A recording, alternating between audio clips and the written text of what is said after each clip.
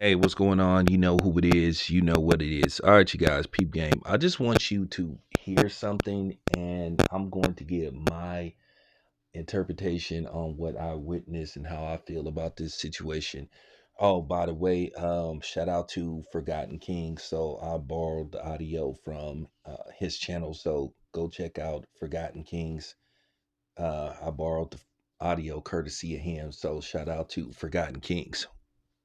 But check this out and listen to this. I think it's interesting. Chapel, chapel. You guys want to do that? Go do that. Hello, chapel. How are you?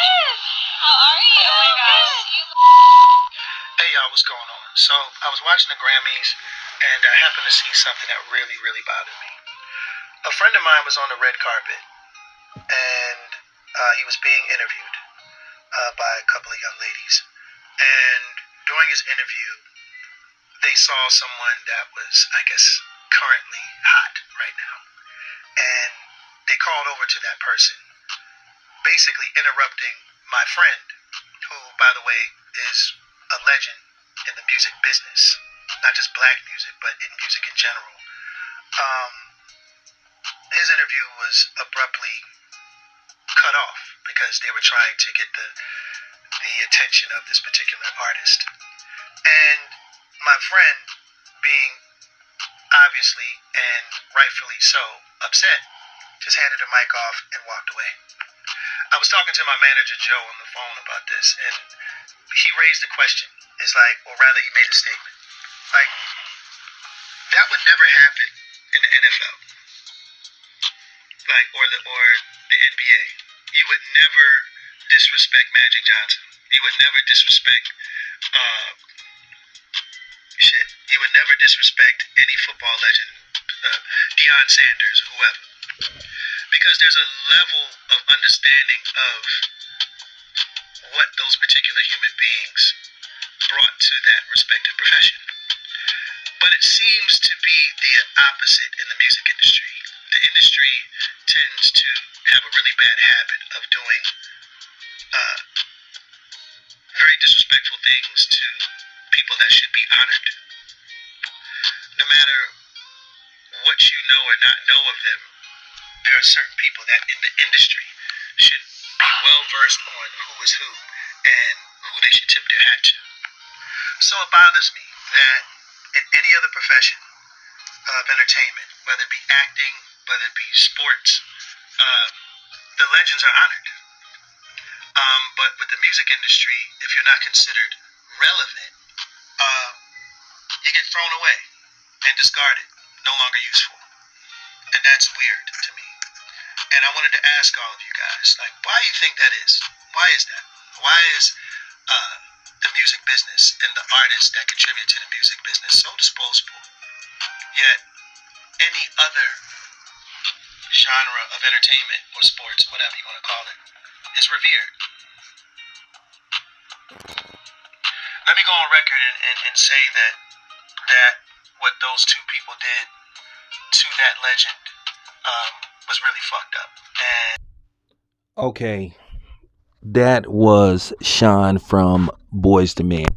And clearly he was visibly upset when basically he put out that video because he saw somebody like Babyface, a man that has 40 years in the music industry.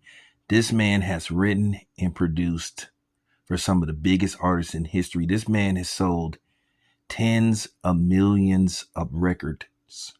This is the dude that wrote Take a Bow for Madonna, one of the biggest artists in the 80s and the 90s. This is a dude that wrote for Boys to Men. This is a dude that was successful as a solo artist. He wrote Rocksteady for the Whispers. Listen, Babyface was that dude. If it wasn't Babyface in the 80s and the 90s, it was Teddy Riley. As far as, R&B goes, they were some of the biggest producers out there. And if there's somebody else that I missed, I deeply apologize. But when you think of the late 80s and the 90s, it was Babyface and it was Teddy Riley. Just real talk. Those were the two dudes. Keep in mind, they produced tracks for Bobby Brown's highly successful album, Don't Be Cruel. Babyface produced for Johnny Gill. I mean, like, wow. Just very unfortunate to see him get disrespected by those poor excuses for journalists. They wasn't being journalists, they were being groupies. So on the flip side of seeing them conduct themselves like that, I was, as a guy that's out there, that's doing interviews, that was very disrespectful. Listen, I've interviewed quite a few people, celebrities. Listen, when you do those type of events, you don't abruptly interrupt the interview to go talk to somebody else that you may deem more popular. Because I know it comes to boosting your status, saying, look, I got an interview with this person versus an interview with that person. One thing about me, when I'm interviewing somebody, They have my undivided attention. Yeah, of course, I may see somebody that I also want to interview as well. But anybody that knows me, I try to keep all my interviews especially when I'm out in the field, I try to keep all my interviews under 3 minutes. I try not to go over 4 minutes unless it's exclusive. Like when I'm out in the field, I try to keep my interviews short because I don't want to miss anything. But I'm not going to sit up here and interview somebody and then see somebody else and be, oh.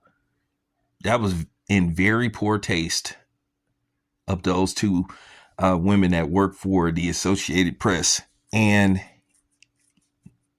I would be calling them into a meeting, because you just don't do people like that to sit up there. Oh, I'm sorry.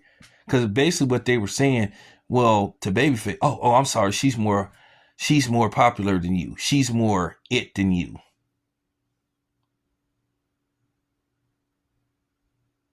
So at the end of the day, just to see them behave like a bunch of groupies and show such a lack of professionalism, that's an embarrassment to people that work hard to cover these red carpet events, who are really out there trying to do the best job they can. So that was very embarrassing. And to sit up there and just come up with that fake sorry, they owe Babyface a formal apology for disrespecting a legend like that. And Sean with Boys to Man, he is absolutely correct. How they treat, celebrities in music. And they should be more revered. And they should be more cherished. Because at the end of the day, to a certain degree, it is somewhat of an honor and a privilege to meet somebody that you grew up listening to, watching their films, listening to their music or whatever they do, watching them, play sports. So you do have to treat it with respect. But at the same time, you don't have to conduct yourself as a groupie. Because sports, TV, and film is relevant to society, and particularly American society. So just to see them classlessly handle that situation, they should be reprimanded, and they should never, well, I'm not going to say never, at least for a while, should not be sent on assignment to cover an event like that. Because if they work for me, I would be very upset, and I would feel embarrassed that I sent correspondence to a outing such as the Grammys and have my reporters conduct themselves in that manner. So hopefully the Associated Press issues a formal apology to Babyface, because he deserves a formal apology. That was just weak. That was weak. And that was just trash at him. So that's all I have to say about that. But Babyface is a legend. And like Sean said, he goes beyond black music, music in general. So there you have it. This your boy Tam. I'm out.